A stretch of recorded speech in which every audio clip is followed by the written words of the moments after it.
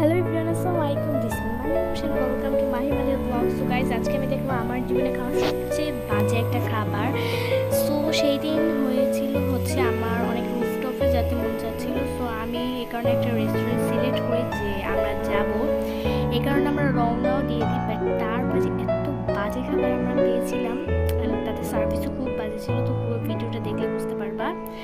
Already হচ্ছে আমরা কিন্তু বের হওয়ার উদ্দেশ্যে রওনা দিয়ে দিয়েছি।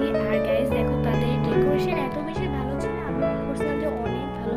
বাট শুরুতে তো বললামই, তাদের সার্ভিসও খুবই জঘন্য ছিল, একদম খারাপ ছিল।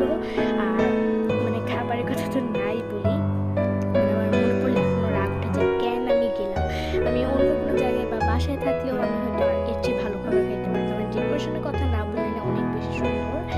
অ্যান্ড আমি হচ্ছে ফার্স্ট অর্ডার দিয়েছিলাম ক্লিয়ার সুপ। অ্যান্ড গাইস, এটা দেখতে যেমন মানে তোমাদের কাছে কেমন লাগছে জানি না, বাট এটা খাইতে অনেক বেশি পচা।